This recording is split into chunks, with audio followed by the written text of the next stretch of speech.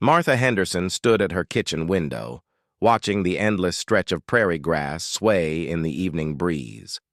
The small farmhouse felt too big and too quiet since her husband Thomas had passed away 6 months ago. She was 62 years old, with silver hair that she kept in a simple bun and hands that showed the wear of decades spent working the land alongside her husband. The farm sat 15 miles outside the small town of Cedar Falls, Wyoming. It was 1987, and while the world was changing rapidly, this corner of America still felt frozen in time. Martha had grown up here, married Thomas here, and raised their 2 children on this very land. But now David lived in Denver with his family, and Sarah had moved to California years ago. They called every Sunday, but the days between those calls stretched like the endless sky above. Martha had been managing the farm alone, though it was becoming increasingly difficult. The cattle needed constant attention, and the old equipment broke down more often than it worked. She had been considering selling the place and moving to town, but something kept holding her back. This land held every memory she treasured. On this particular Tuesday evening in late September, Martha was preparing her usual simple dinner when she heard an unusual sound outside. It was the rumble of an old truck engine, sputtering and coughing as if it might die at any moment. She peered through the window and saw a battered pickup truck pulling into her long driveway, black smoke trailing from its exhaust pipe. The truck came to a stop near her front porch, and Martha watched as a tall, thin man slowly climbed out of the driver's seat. Even from a distance, she could see that he was struggling. He moved like someone who was either very old or very sick, each step careful and deliberate. He wore a faded cowboy hat, worn jeans, and a plaid shirt that had seen better days. Martha's first instinct was caution. Living alone on an isolated farm had taught her to be careful about unexpected visitors. But as she watched the man lean against his truck, she could see that he posed no threat. If anything, he looked like he needed help. The stranger stood there for several minutes, as if gathering the strength to walk to her door. Martha could see him swaying slightly, and she noticed how thin he was. His clothes hung loose on his frame, and his face was pale beneath the brim of his hat. When he finally started walking toward her porch, she could see that each step was an effort. Martha opened her front door before he could knock. Up close, she could see that he was probably in his 70s, with deep lines etched around his eyes and mouth. His skin had the weathered look of someone who had spent his entire life outdoors, but there was a grayish tinge to it that spoke of illness. "Ma'am," he said, touching the brim of his hat politely. His voice was raspy and weak. "I'm sorry to bother you, but I was wondering if I might trouble you for some water. My truck's been giving me problems, and I think I might be a bit dehydrated." Martha looked into his eyes and saw something that made her heart ache. There was a dignity there, but also a deep weariness that went beyond physical exhaustion. This was a man who was fighting a battle he knew he couldn't win. "Of course," she said immediately. "Please come up onto the porch and sit down. You look like you need to rest." The man introduced himself as Frank Morrison. He had been a ranch hand most of his life, working cattle drives and seasonal jobs throughout Wyoming, Montana, and Colorado. He had no family left, no permanent address, and was currently living out of his truck while trying to make his way to a job opportunity in Nebraska. As Martha brought him a tall glass of cold water, she noticed how his hands shook slightly as he drank. She also noticed how thin his wrists were, how his shirt collar seemed too big for his neck. Everything about Frank Morrison spoke of a man who wasn't taking care of himself, or perhaps couldn't take care of himself. "When's the last time you had a proper meal?" Martha asked, settling into the chair next to him on her porch. Frank looked embarrassed. "Oh, I had something this morning," he said vaguely, but Martha could tell he was being polite rather than truthful. "Well, I was just about to make dinner," Martha said. "Nothing fancy, just some beef stew and cornbread. Would you join me?" Frank's eyes lit up, but he shook his head.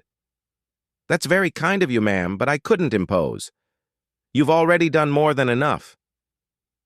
But Martha had made up her mind. She had always been someone who couldn't stand to see others in need, and everything about this gentle, courteous man told her that he was in great need indeed. Besides, it had been months since she had cooked for anyone but herself, and the thought of sharing a meal with another person was more appealing than she cared to admit. "Nonsense," she said firmly. "I insist. Besides, I always make too much for just myself." Over dinner, Frank told Martha more about his life. He had been born in Texas in 1915, making him 72 years old. He had never married, dedicating his life to the work he loved, caring for cattle and living under the open sky. He spoke of the ranches where he had worked, the cattle drives he had been on, and the gradual changes he had seen in the ranching industry over the decades. Martha found herself genuinely enjoying his company. Frank was a natural storyteller, and despite his obvious illness, his eyes came alive when he talked about his experiences. He spoke of winter storms that had tested his endurance, of difficult cattle that had challenged his skills, and of the simple satisfaction of honest work well done. As the evening wore on, Martha began to piece together the real situation. Frank had been diagnosed with lung cancer 6 months ago. He had no insurance and very little money saved. He had been staying in a boarding house in a nearby town, but his money had run out. The job in Nebraska was his last hope. An old friend had promised him light work and a place to stay in exchange for his experience and knowledge. But Frank's truck was on its last legs, just like Frank himself. He had been pushing both himself and his vehicle hard, trying to reach Nebraska before either gave out completely. The stop at Martha's farm wasn't planned. His truck had started overheating, and he had pulled off the main road hoping to find water for his radiator. As they talked, Martha found herself thinking about Thomas. Her husband had been a kind man who never turned away anyone in need. He would have done exactly what she was doing, offering food and shelter to a stranger who needed help. But Thomas also would have done more. He would have found a way to really help this man, not just give him a meal and send him on his way. When Frank finally pushed back from the table, he thanked Martha repeatedly. The color had returned to his cheeks, and he seemed stronger after the hot meal. "I should probably get going," he said. "I want to try to make a few more miles before it gets completely dark." But Martha had been thinking, and she had made a decision. "Frank," she said, "it's getting late, and you're in no condition to be driving at night. Why don't you stay here tonight? I have a spare room, and you can get a fresh start in the morning." Frank protested, but Martha could see the relief in his eyes. The truth was, he was exhausted, and the thought of sleeping in a real bed instead of the cramped cab of his truck was incredibly appealing. That night, as Martha prepared the guest room that had once belonged to her son David, she found herself feeling more alive than she had in months. Having someone else in the house, someone who needed her help, gave her a sense of purpose she had been missing since Thomas died. She provided Frank with clean towels and some of Thomas's old pajamas. Her husband had been a similar size, and she thought he would have approved of his clothes going to someone who needed them. As she said goodnight to Frank, she noticed how grateful he seemed, not just for the meal and the bed, but for the simple human kindness she had shown him. Martha lay awake for a while that night, listening to the unfamiliar sounds of another person moving around in her house. For the first time in months, the house didn't feel empty. She thought about Frank's situation, about his courage in facing his illness alone, and about the dignity with which he carried himself despite having lost almost everything. She also thought about her own loneliness, about the long days with no one to talk to, and the evenings that stretched endlessly ahead of her. Having Frank there, even for one night, reminded her of how much she missed having someone to care for, someone who needed her. Little did Martha know that her simple act of kindness was about to set in motion a chain of events that would change both their lives forever. Sometimes the most significant moments begin with the smallest gestures, and her decision to invite a stranger to share her table was about to prove that truth in ways she could never have imagined. The next morning, Martha woke up before dawn as she always did, but for the first time in months, she felt energized. She had slept better knowing someone else was in the house, and she found herself looking forward to making breakfast for 2 people instead of just herself. She started coffee and began preparing a hearty breakfast of eggs, bacon, and fresh biscuits. As she worked, she could hear Frank coughing in the guest room. The sound was harsh and painful, reminding her of the serious nature of his illness.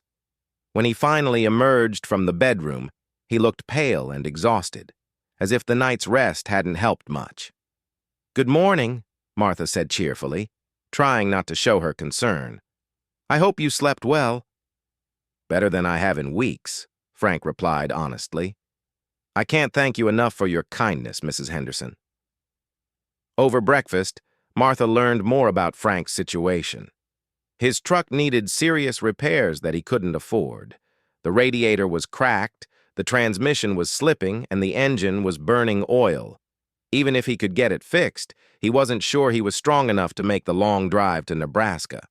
Martha found herself making another decision that surprised even her. "Frank," she said, "what if you stayed here for a while? Just until you get your strength back and figure out your next step." Frank stared at her in amazement. "Mrs. Henderson, I couldn't possibly—" "Martha," she interrupted. "And yes, you could. I have plenty of room, and honestly, I could use the company.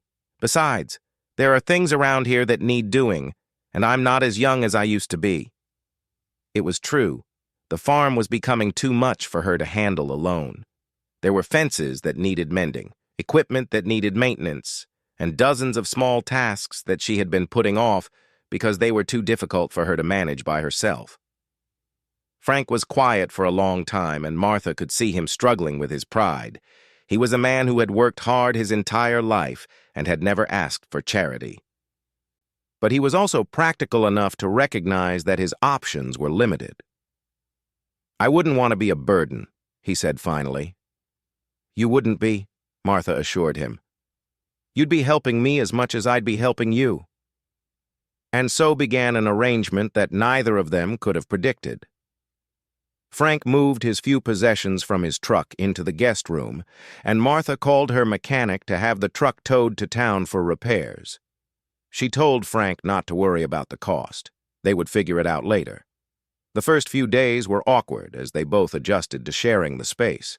Frank was clearly uncomfortable accepting help, and he insisted on doing whatever work he could manage.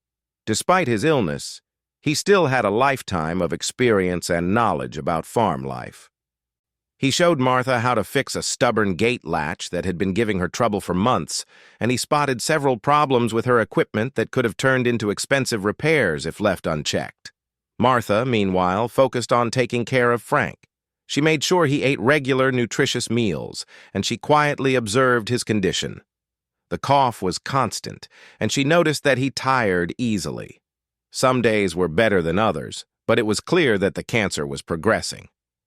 After a week, Martha suggested that Frank see a doctor in town. She offered to drive him and pay for the visit, but Frank refused. He had already been told there was nothing more that could be done for him, and he didn't want to waste Martha's money on medical bills that wouldn't change anything. "I made my peace with this months ago," he told her. "I just want to spend whatever time I have left doing useful work and living with dignity." Martha respected his decision, but she also began doing her own research. She called her daughter Sarah in California, who worked as a nurse. Sarah was initially skeptical about her mother's decision to take in a stranger, but as Martha described Frank and his situation, Sarah's concerns shifted to admiration for her mother's compassion. "Just be careful, Mom," Sarah said, "and if you need anything, money, medical advice, whatever, you call me immediately." As the days turned into weeks, Martha and Frank settled into a comfortable routine. Frank would wake up early and do whatever outdoor work he felt up to, while Martha handled the house and the cooking. In the evenings, They would sit on the porch and talk. Frank had a lifetime of stories to tell, and Martha was a good listener. She, in turn, shared memories of her life with Thomas and her children. The arrangement was beneficial for both of them. Frank had a warm, safe place to stay and regular meals, which helped him maintain his strength. Martha had companionship and help with tasks that had been overwhelming her. More importantly, both of them had a sense of purpose again. Frank proved to be incredibly handy despite his limitations. He repaired the old barn door that had been hanging crooked for years, fixed the pump on the well, and even managed to get Martha's ancient tractor running better than it had in months. His knowledge of cattle was also invaluable when Martha's small herd developed a problem that the local veterinarian couldn't immediately identify. "You've got yourself a selenium deficiency," Frank told her after observing the cattle for a few days. "I've seen it before. The grass here is probably low in selenium because of the soil conditions." He was right. The vet confirmed Frank's diagnosis, and with proper supplements, the cattle quickly returned to health. Martha was amazed by his expertise and began to rely on his advice for other farming decisions. As November arrived, bringing the first frost and shorter days, Frank's condition began to worsen. The cough became more frequent and painful, and he had less energy for physical work. But instead of becoming discouraged, he adapted. He spent more time teaching Martha things she had never learned during her years of depending on Thomas for the technical aspects of farming.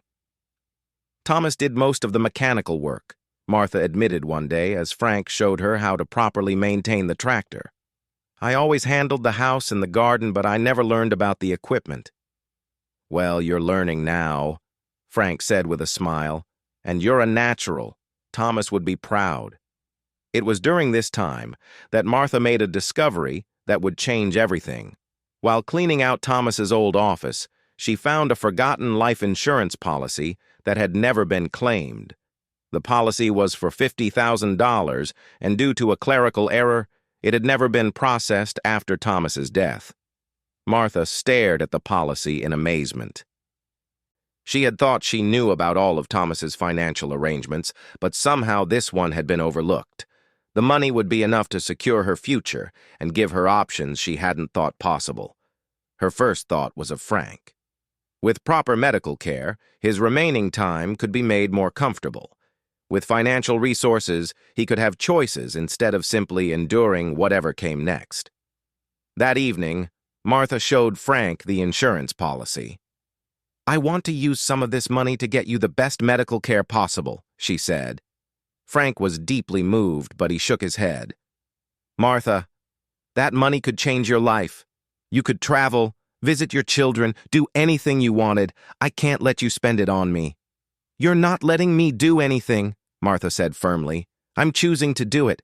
Besides, this money came at the perfect time for a reason." They talked late into the night about what the money could mean for both of them. Frank finally agreed to see a specialist in Denver if Martha would promise to also use the money for herself, perhaps to visit her children or make improvements to the farm that would increase its value. The next morning, Martha called Sarah to tell her about the insurance policy and her plans to help Frank. Sarah was quiet for a long moment. "Mom," she said finally, "Dad would be so proud of you, and so am I." As they began making plans for the trip to Denver, neither Martha nor Frank realized that the biggest surprise was still to come. Sometimes life has a way of revealing connections and purposes that we never could have imagined, and their story was about to take a turn that would surprise them both. The insurance money was just the beginning. The real treasure they had found was something much more valuable. The discovery that even in the twilight years of life, it's possible to find new meaning, new purpose, and new family in the most unexpected places. The trip to Denver was scheduled for the following week, but before they left, something unexpected happened that would change both of their lives forever. Martha was sorting through more of Thomas's papers when she found a leather journal she had never seen before. It was filled with her husband's handwriting, documenting his research into their family history. Thomas had apparently been working on tracing Martha's family tree as a surprise for her 60th birthday, but he had died before he could complete it. As Martha read through his careful notes and photocopied documents, she discovered something extraordinary. According to Thomas's research, Martha's great-grandfather had been a cattle rancher in Colorado in the 1890s. The name of the ranch caught her attention immediately: the Morrison Ranch. Martha's heart began racing as she read further. Her great-grandfather, William Morrison, had established a successful cattle operation near what was now the town of Sterling, Colorado. He had one son, James Morrison, who had inherited the ranch but lost it during the Great Depression. James Morrison had two sons, one who moved east and one who stayed in Colorado. With trembling hands, Martha took the journal out to Frank, who was sitting on the porch resting after a difficult morning of coughing. "Frank," she said, "I need to ask you something. You said your name was Frank Morrison. Did your family ever have any connection to Colorado ranching?" Frank looked up with interest. "Well, yes, actually. My grandfather, James Morrison, had a ranch near Sterling. Lost it in the 30s, though. Why do you ask?" Martha sat down heavily in the chair next to him and showed him the journal. As Frank read Thomas's careful research, his eyes grew wide with amazement. "This says your great-grandfather was William Morrison," Frank said slowly. "That was my great-grandfather, too. James was his son." They stared at each other in stunned silence as the implications sank in. If Thomas's research was correct, Martha and Frank were distant cousins. Her great-grandfather, William Morrison, was Frank's great-grandfather, too, making them second cousins once removed. "I can't believe it," Martha whispered. "All this time. And we're family." Frank shook his head in wonder. "My grandfather used to tell stories about his father William and about a brother who moved east after the ranch was lost. He said the family lost touch during hard times and nobody knew what happened to the eastern branch of the family." Over the next few hours, they pieced together more of the story using Thomas's research and Frank's family memories. Martha's branch of the Morrison family had indeed moved east, eventually settling in Wyoming. Frank's branch had stayed in Colorado, working various ranches as the family fortunes declined. The discovery explained so much about the immediate connection they had felt. It explained why Frank had seemed so familiar to Martha from the very beginning, and why she had felt such a strong urge to help him. It also explained Frank's instinctive knowledge about her land and cattle. He had inherited the same ranching wisdom that had been passed down through generations of Morrisons. "This changes everything," Martha said. "You're not a stranger I'm helping, you're family." The revelation had a profound effect on both of them. Frank, who had lived his entire adult life believing he had no family left in the world, suddenly discovered he had a cousin who cared about him. Martha, who had been struggling with loneliness and the feeling that her family was scattered and distant, found that family had literally come to her door. When they called Sarah in California to tell her the news, she was amazed. "Mom, this is incredible," she said. "It's like Dad is still looking out for you even now. If he hadn't done that research, you never would have known." The trip to Denver took on new meaning. They weren't just going so that Frank could see a doctor, they were going as family members supporting each other. Martha insisted that Frank see the best oncologist available, and she spared no expense in making sure he got comprehensive care. The news from the doctors was mixed. Frank's cancer had indeed progressed, and there was no cure available. However, with proper treatment and medication, his remaining time could be significantly more comfortable, and he might have longer than originally expected. The key is reducing stress, maintaining good nutrition, and having a strong support system, the oncologist told them. Patients who have family support and a sense of purpose often do much better than those who are alone. Frank looked at Martha and smiled. "I think I've got that covered now," he said. When they returned to the farm, Martha made a decision that surprised everyone, including herself. She asked Frank if he wanted to become a permanent partner in the ranch operation. "I've been thinking about this a lot," she told him. "I can't run this place alone much longer, and I don't want to sell it. This land has been in our family, for generations. What if we made it official? You could be a full partner, and we could run it together as long as you're able." Frank was overwhelmed. "Martha, I don't have anything to contribute financially." "You have 60 years of ranching experience," Martha interrupted. "You have knowledge about cattle and land management that I could never learn from books. You have the Morrison ranching instinct that goes back generations." "That's worth more than money." They worked with a lawyer in town to draw up a partnership agreement. Frank would have a 50% stake in the ranch operation, and when either of them passed away, their share would go to the other.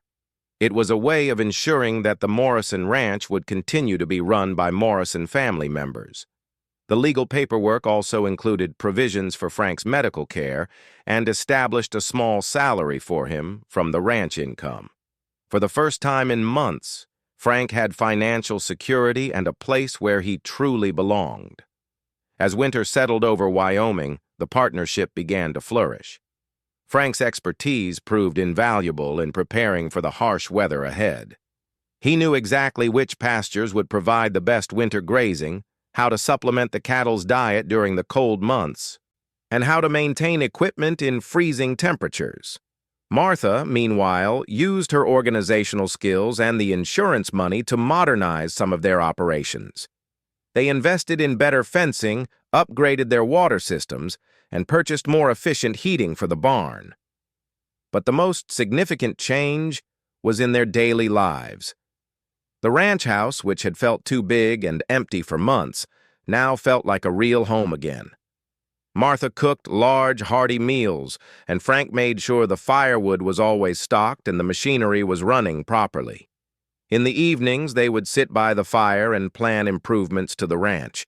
Frank would share stories about successful operations he had seen on other ranches, while Martha would research new techniques and technologies that might help them increase their efficiency and profits.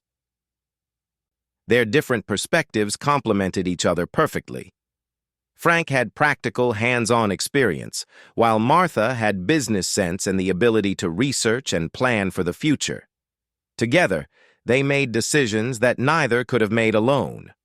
Word spread around the community about the remarkable partnership between the widow and the cowboy. Their neighbors were initially surprised, but they quickly came to respect the obvious success of the arrangement. The Morrison Ranch began to be known as one of the best-managed operations in the county. Frank's health remained a concern, but the stability and purpose he had found seemed to give him strength he hadn't expected. The medical treatments in Denver helped control his symptoms, and having a reason to get up every morning made an enormous difference in his quality of life. Martha, meanwhile, discovered that she was much more capable than she had ever realized. With Frank's guidance, she learned to operate equipment she had never touched before, developed an instinct for cattle management, and became a respected voice in local ranching circles. As spring arrived, bringing new life to the land, both Martha and Frank reflected on how dramatically their lives had changed. What had started as a simple act of kindness, offering food to a stranger, had grown into something neither of them could have imagined. "You know," Frank said one evening as they watched the sunset from their porch, "I spent my whole life thinking I was alone in the world. I never imagined I'd find family at this stage of my life. And I never imagined that the family I found would turn out to be the best ranching partner I could ask for," Martha replied. Their story became legendary in Cedar Falls and the surrounding area. People would often point to the Morrison Ranch as proof that sometimes the most unexpected partnerships can become the most successful ones. Local newspapers wrote articles about their unusual arrangement, and ranching magazines featured their operation as an example of innovative thinking in agriculture. But for Martha and Frank, the real success wasn't measured in profits or publicity. It was measured in the satisfaction of working land that belonged to their family, caring for animals that depended on them, and knowing that they had found each other when they both needed family the most. Frank lived for 3 more years, far longer than any of his doctors had originally predicted. During those years, the Morrison Ranch became more profitable and well-respected than it had ever been. More importantly, Frank and Martha created a family bond that sustained them both through good times and difficult ones. When Frank finally passed away peacefully in his sleep on a quiet morning in April, Martha was heartbroken, but not bitter. She knew that their time together had been a gift that had enriched both of their lives immeasurably. Frank had left detailed instructions for Martha on how to continue running the ranch, along with the names of reliable young ranchers who could help her as she got older. He had also left her something else, a letter thanking her for giving him the greatest gift possible, the chance to be part of a family again. Martha continued to run the Morrison Ranch for several more years, eventually bringing in her grandson as a partner when she was ready to slow down. The ranch remained in Morrison hands, just as she and Frank had planned. Looking back, Martha often marveled at how a single moment of kindness had changed everything. If she had been cautious instead of compassionate that September evening, if she had simply given Frank water and sent him on his way, both of their lives would have been completely different. Instead, she had chosen to see a fellow human being in need rather than a stranger to be feared. That choice had led to the discovery of family, the creation of a successful partnership, and the transformation of 2 lonely people into a team that could accomplish things neither could achieve alone. The story of Martha Henderson and Frank Morrison became more than just a tale of kindness repaid. It became a reminder that family can be found in the most unexpected places, that it's never too late to discover new purposes in life, and that sometimes the best partnerships are formed between people who understand what it means to face life's challenges with dignity, courage, and compassion. Their legacy lived on in the land they had loved, the community they had served, and the proof they had provided that even in the final chapters of life, it's possible to write the most beautiful stories of all.